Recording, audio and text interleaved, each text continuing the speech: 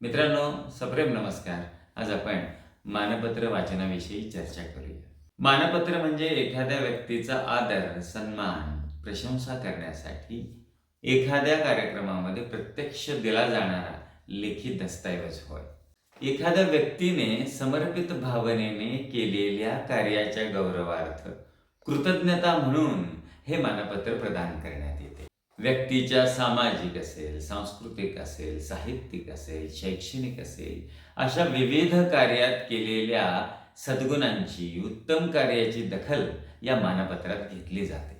अशी सर्व माहिती संकलित करून मानपत्राचे लेखन सुंदर अशा पद्धतीने नेमक्या शब्दात केले जाते.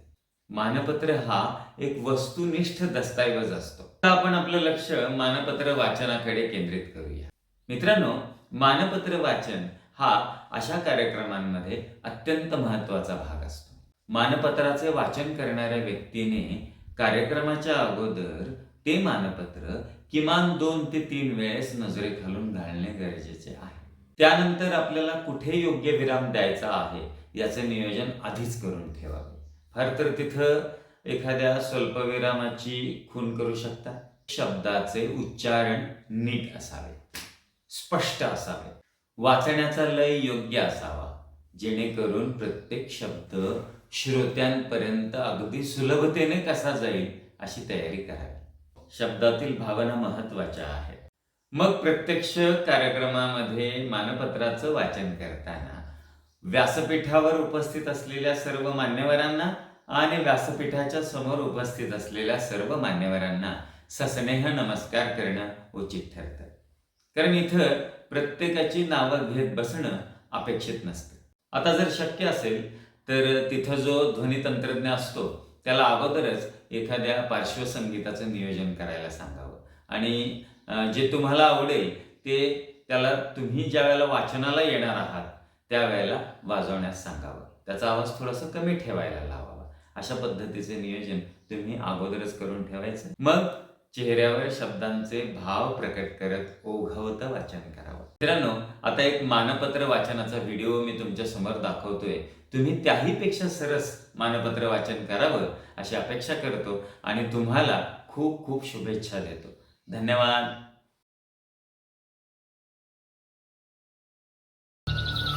मराठवाडा साहित्य परिषद शाखा तुळजापूर व स्वर्गीय आमदार साहेबराव आबा हंगरगेकर फाउंडेशन तुळजापूर आयोजित स्मृती साहित्य पुरस्कार 2026 आणि यासाठी मंचावर उपस्थित असलेल्या सर्व सन्माननीय मान्यवरांना व मंचासमोर उपस्थित असलेल्या सर्व सन्माननीय मान्यवरांना प्रथम सप्रेम नमस्कार करतो आणि मानपत्राचे वाचन करतो.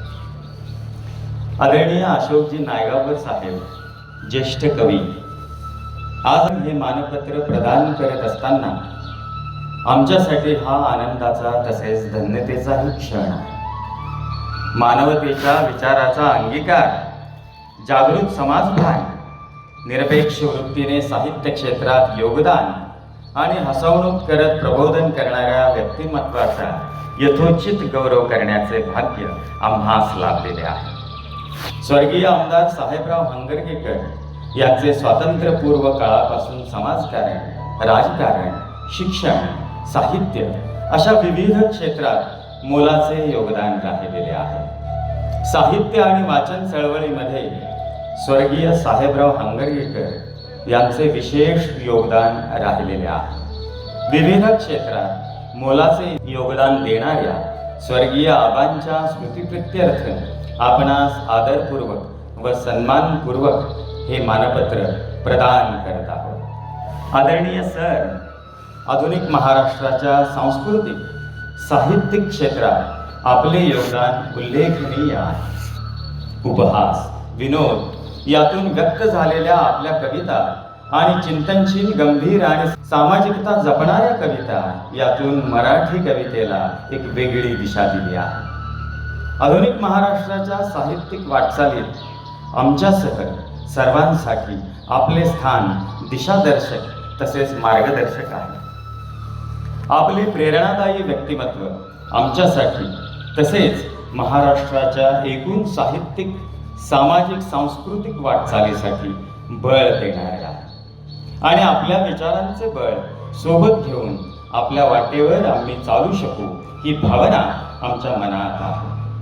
आज या पुरस्कार व मानपत्र प्रदान सन्मान सोहळ्याच्या निमित्ताने आपला गौरव करताना आम्ही सर्व हंगरगेकर परिवार तुळजापूर वासीय धन्यता मानत आहोत. आपल्या हातून यापुढेही मार्गदर्शक साहित्य सेवा घडवून आपणास निरामयी दीर्घायुष्य लाभो ही तुळजाभवानी चरणी प्रार्थना करतो आणि धन्यवाद देतो.